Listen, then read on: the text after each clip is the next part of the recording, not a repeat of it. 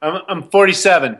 47. So if anybody's watching this video cast right now, you're going to see Troy and going to say, holy crap, that guy looks like he's in his 30s right now, and he's at 47. You look great, man. You're obviously practicing what you're preaching. Thanks, brother. I appreciate that. So you mentioned something really interesting there. I watched a movie called Blackfish last night. If you guys haven't seen it, you should go check it out. It's a documentary about whales and SeaWorld and stuff, and it makes you never want to go to SeaWorld ever again. And me and my wife got in some conversations about respecting animals, respecting the earth, and just thinking about that more. And you just kind of mentioned that a lot. And you mentioned that being responsible for self is the key to that. Can you tell us a little bit more about your thoughts on being responsible for yourself? Well, yes. Well, I believe that we are all connected. Sure. I believe that we are nature. We are the outward manifestation of nature. The Maori that I studied with for many years said that we're the most technological advanced piece of equipment in the whole entire universe. And so being a human being is a gift. And this body is a gift. It's the body temple, if you will. And so I know that in a lot of religious teachings, you know, they talk about the temple, but this is the true temple. And how we shine this up and take care of this is how you get to shine your light out to the world.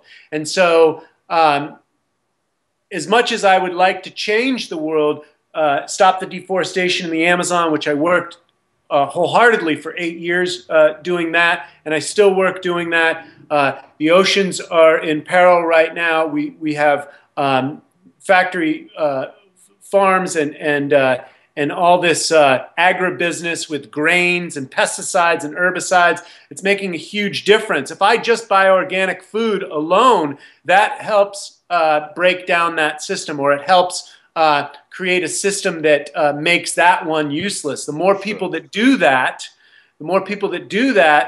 there won't be a place in the marketplace for people that are educated. They don't want the food that has garbage or chemicals in it. They understand that it's not good for their own biology. It's not a biological match.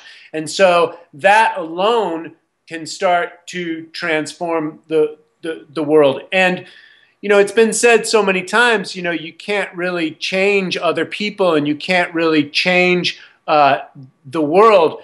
However, that is the way you can do it. Gandhi said, become the change you wish to see in the world. I think there's a biblical quote, as above, so below. How do we expect the world to be healthy if we are not healthy? I go to the Occupy movement, and you can see I did a video, somebody did a video of me on Occupy LA, and I said flat out, you know, you're calling these people the 1%, but you're putting their food in your mouth and in your biology. I see them eating Cheetos and Burger King and all this other nonsense.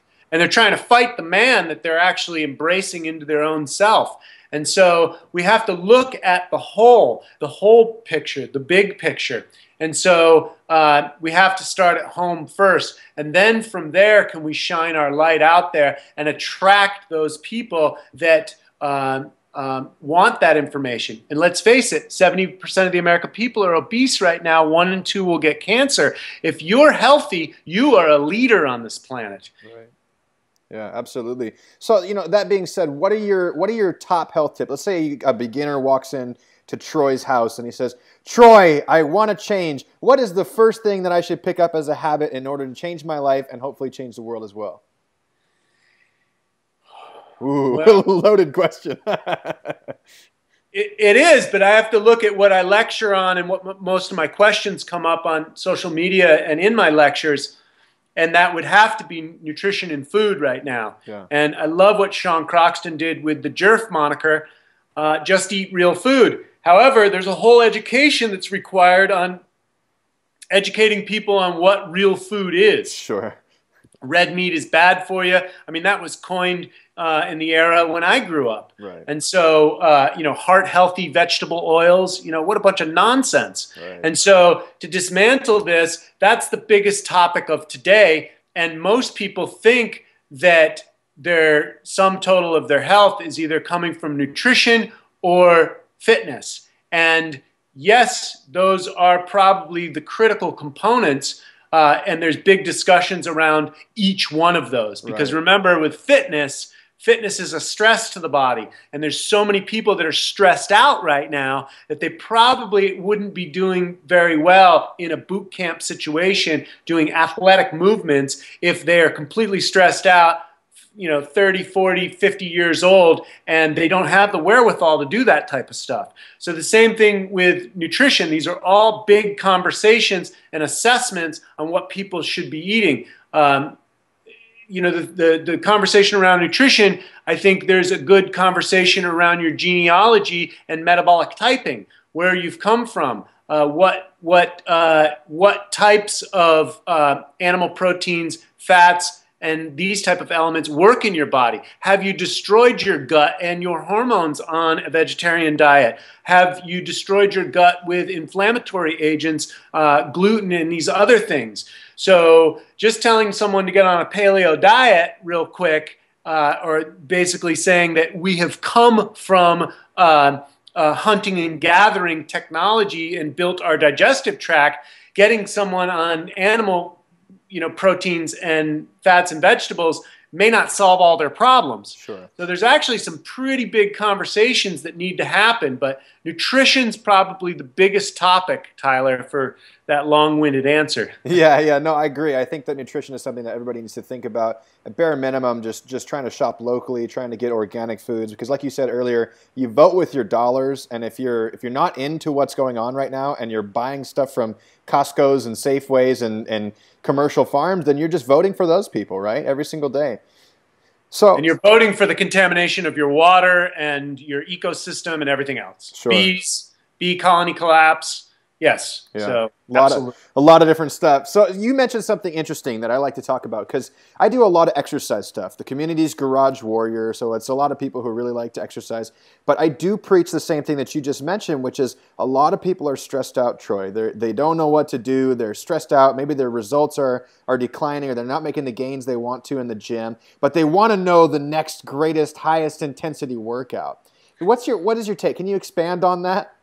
Oh my God. I mean, well, first of all, I'm almost 48 and I've got 2 kids. And so I'm dealing with a bit of adrenal burn and adrenal exhaustion myself. Sure. And as much as I've wanted to get back in the gym, and as much as I've said I'm going to go back, and how many gym memberships I've bought, recently, the number one thing I have been able to do with a full stomach, full daddy duty, kid on my back, is either walk barefoot in the park or ride my bicycle. And actually walking is so low impact. It is a natural movement for the body. And then barefoot walking takes the health up to another level, because it has a negative redox antioxidant component. The earth is negatively charged, and toxins are positively charged in your body. Plus, it has the ability to ground out all the electricity that we are on with all this new technology. And so barefoot walking, hands down, has been my number one exercise for the last 7 years. That and a super clean diet, eating more towards my metabolic type, has allowed me to keep my body shape that I've had over the years. However, it is time for me to get back to building some muscle. Sure. So I've got to reshape my mind, lifestyle, schedule, businesses, to where I can get back to having solid time to take care of myself as I go into my 50s and 60s. So what I'm doing right now is I've cut my barefoot walking a little bit, and I've been doing much more consistent Tai Chi, because the Chi cultivation, if I can cultivate inner strength and inner power, and some of the Tai Chi masters said that you don't even need to do weightlifting once you cultivate that high level of Chi. Now, I'm not doing an hour and a half a day or even 40 minutes. What I'm trying to do right now is do a bare minimum of 20 minutes. Paul Chek taught me a lot of the very simple movements, and he said a bare minimum of 20 minutes a day to rebuild my adrenals. So as much as I want to be doing some clean and jerks and some deadlifts, I'm not ready for it right now.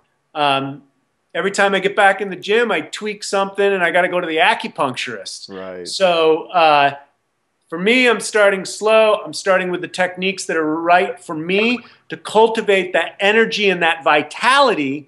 And then from there, in 5 years, we can start talking, strongman stuff. I'll be hanging out with Elliot Hulse, and, it'll be a different story.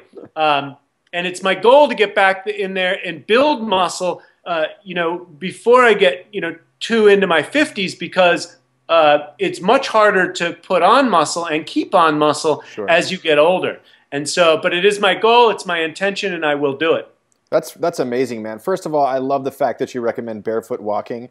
I was known for a long time as being the guy who walked around his neighborhood with his dogs barefoot in a pair of board shorts, just getting some sunshine for a couple hours. And I lived up by the forest, so I could just go walk, in the trails up there. That's such a great way to get good exercise, get the lymphatics moving, get the blood flowing. It's just so beneficial. I cannot stress enough how much everybody listening to this right now should do some barefoot walking in their lives, plain and simple. And I do also like the fact that you're working on cultivating inner energy before putting it into an external environment. So working on that inner energy before working on your strength training and your muscle building and stuff. That's so amazing. Now, a question I have for you is, everybody seems to be influenced by Paul Chek. I haven't had Paul Chek on the call yet, but I have had Sean, and I just got off the phone with Elliot the other day, and both of these guys really, really respect what Paul Chek is doing, and it's amazing to see what he's doing as influence. You also kind of list him as one of your mentors. What's your take on that? Is he kind of leading this fitness field in a lot of weird ways? Well, I didn't come through Paul through fitness, and I've always just been into my own health, kind of really for my own career, and fitness for career. However, when I saw the video, The Dirt Facts, I coined it the ultimate nutrition video on the internet. Why? Because he's not talking about calories. He's not talking about he's not talking about animals, because once you mention animals, they could be commercially farmed animals, they could be this. He's not talking about veganism. He's talking about the microbes that, break up the minerals and how the plants take those minerals out, the closed organic cycle, Rudolf Steiner, Walter Russell, all these guys, and he's really just taking it down. The sun, the moon, the stars, the cosmic energy, the sacred sites in Ireland and Stonehenge, and how the cows used to eat around those because the grasses were more nutritious and the paramagnetic rocks. It was just it went on for 2 hours, man. Who is this human being? Yeah.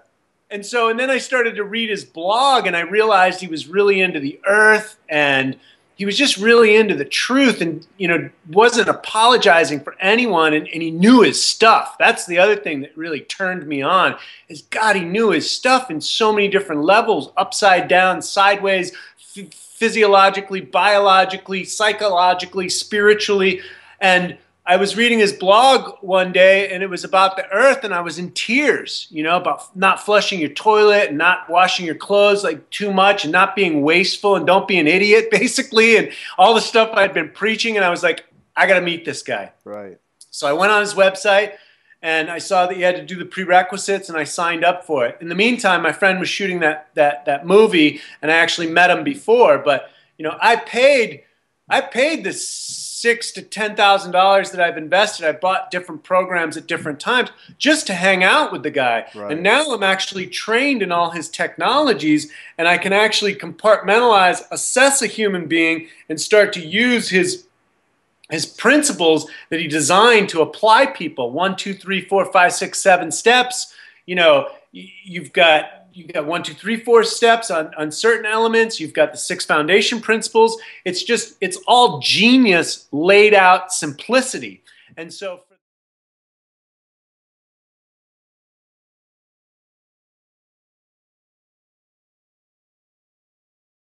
For